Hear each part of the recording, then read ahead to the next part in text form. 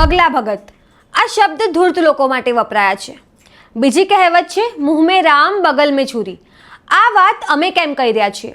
કારણ કે ભાજપ સરકારમાં મંત્રી કૌશિક વેકરિયાએ પાટીદાર સમાજના સંમેલનમાં સમાજ માટે ચિંતા વ્યક્ત કરી છે। કહ્યું છે કે સમૃદ્ધિ ગમે તેટલી હશે પણ સંસ્કાર નહીં હોય તો બધું વ્યર્થ છે। ત્યારે લોકો પૂછી રહ્યા છે કે પાયલ ગોટીને અડધી રાત્રે જેલમાં મોકલી પોલીસે જ્યારે પરેડ કરી હતી ત્યારે ભાઈ સાહેબ ક્યાં હતા? સાંભળીએ કૌશિક વેકરિયાની સુફિયાણી વાતો। નમસ્કાર, હું છું નિરાલી। જય હો। ભારત માતા કે કેમ ધીમું પડે? ભારત માતા કે, ભારત માતા કે।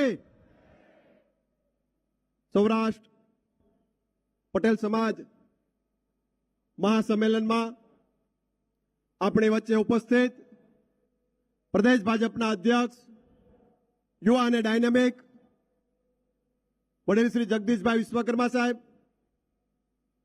એવા જ કેન્દ્રીય કેબિનેટ મંત્રી આદરણીય મનસુખભાઈ માંડવિયા સાહેબ, અમારા સાથી મંત્રી શ્રી કમલેશભાઈ પટેલ, પ્રદેશના નવયુવાન મહામંત્રી અમારા મિત્ર ભાઈ શ્રી પ્રશાંતભાઈ કોરાટ, આપણા સમાજના વડીલ મોભી શ્રી વલ્લભબાપા કાકડિયા, વડીલ શ્રી પરસોત્તમભાઈ, વડીલ શ્રી નરહરિભાઈ અમેન, વડીલ શ્રી રવજી બાપા, ધારાસભ્ય ભાઈ શ્રી મહેશભાઈ, અમરેલીના સાંસદ ભાઈ શ્રી ભરતભાઈ, બેન શ્રી કંચનબેન, ધારાસભ્ય શ્રી ભાઈ શ્રી જનકભાઈ, સ્ટેજ ઉપર બિરાજમાન સૌ સન્માનીય મંચ, અહીંયા ઉપસ્થિત સમાજના સૌ વડીલો, સમાજના સૌ મોભીઓ, સમાજના સૌ પરિવારજનો,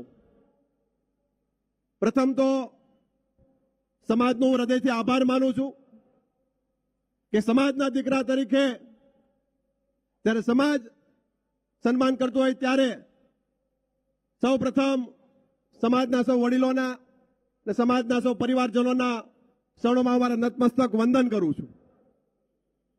જે રીતે જવાબદારીના ભાગરૂપે જવાબદારી જે રીતે સોંપવામાં આવી છે એ જવાબદારીમાં આપ સૌના આશીર્વાદ અમને મળતા રહે। ખાસ કરીને દેશના યશસ્વી વડાપ્રધાન આદરણીય મોદી સાહેબ, આદરણીય અમિતભાઈ શાહ સાહેબ અને પ્રદેશ ભાજપનો મેં હૃદયથી આભાર માનવો પડે કે સરકારની વ્યવસ્થામાં એક મંત્રી તરીકેની જવાબદારી જે સોંપી છે એ જવાબદારીમાં અમે પરિપૂર્ણ ઉતરીએ।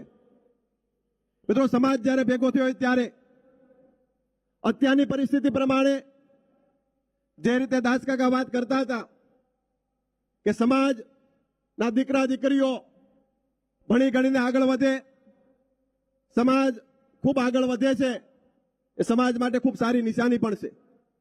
મિત્રો, સમાજના એક દીકરા તરીકે મારે આપ સૌના ધ્યાન ઉપર મૂકવું છે કે અત્યારની પરિસ્થિતિ પ્રમાણે આપણા બાળકો જે રીતે મોબાઈલની સ્ક્રીન ઉપર શું કરે છે ઘણીવાર આપણે ખબર હોતી નથી।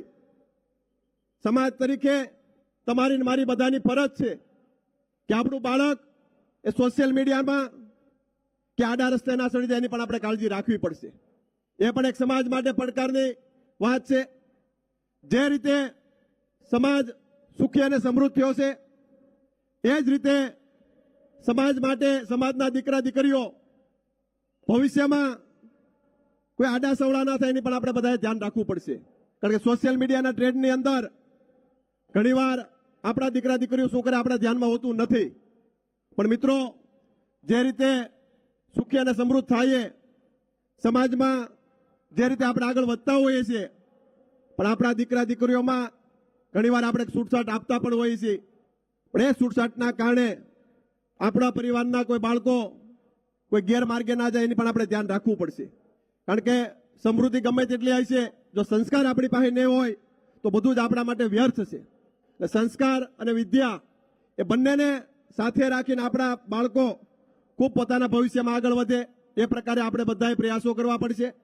હું સમાજના તમામ ઘટકોના પ્રમુખોને પણ અભિનંદન આપું છું કે જે રીતે સૌરાષ્ટ્રમાંથી કોઈ પણ બાળક આવે એમને રહેવા માટે, જમવા માટે એક સુંદર વ્યવસ્થા અહીંયા બેઠેલા સમાજના મોભીઓ દ્વારા, સમાજના દાતાઓ દ્વારા કરવામાં આવે છે કે સૌરાષ્ટ્રમાંથી આવેલું બાળક પોતાને રહેવા માટેની વ્યવસ્થા ના મળે, જમવા માટેની વ્યવસ્થા ના મળે તો એમને ક્યાં જવું?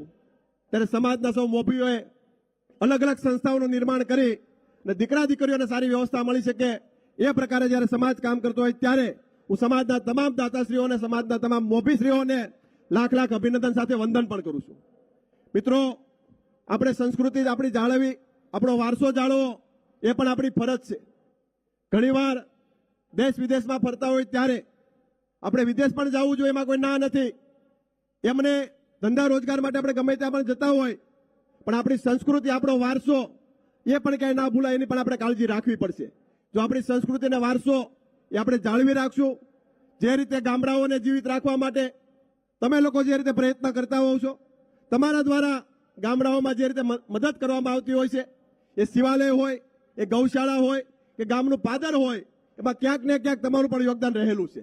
આ યોગદાન એ કાયમિક માટે ટકી રહે એ પણ જરૂરી છે. વિશેષ સમય લેતો નથી, કારણ કે આપણા તમામ મોભીઓ હાજર છે, વક્તાઓ, આપણા નેતાઓ હાજર છે, એ આપણે માર્ગદર્શન આપવાના છે. પણ ફરી એક સમાજના દીકરા તરીકે જે રીતે સમાજના દીકરાઓનું સન્માન કરવાનો કાર્યક્રમ તમામ ઘટકો દ્વારા નક્કી કરવામાં આવે, હું સૌરાષ્ટ્ર પટેલ સમાજના સૌ મોભીઓને અભિનંદન સાથે વંદન કરું છું. સાથોસાથ દીકરા તરીકે ક્યાંય પણ જરૂર પડે ત્યારે ગમે ત્યારે યાદ કરજો. આપણા પ્રદેશ અધ્યક્ષ બેઠા છે ત્યારે ઉર્જા ખાતું અમને આપ્યું છે. જે રીતે ઘણીવાર આપણે વિચાર કરતા હોય કે બોર્ડની અંદર પ્લગ લગાડેલો હોય, એ પ્લગમાં ટેસ્ટર ભરાવો પછી ખબર પડે કે આમાં પાવર આવે કે નથી આવતો. એટલે ક્યારેક અમને પણ ટેસ્ટર અડાડજો એટલે તમને ખબર પડશે આમાં પાવર આવે કે નથી આવતો. એટલે ગમે ત્યારે અખતરો કરવાની સૌને છૂટી છે. આપ સૌનો આભાર. અસ્તો, વંદે માતરમ. ભારત માતા કી જય. વાહ. કૌશિકભાઈ વેકરિયા, કાયદા અને ઉર્જા મંત્રી શ્રી, ગુજરાત સરકાર, આપનો આ લલકાર જોઈને આનંદ થયો કે જેના દિલ અને દિમાગ કોરી પાટીસા હોય છે, સેવામાં રત એવા માનવી સાહેબ નોખી માટીના હોય છે.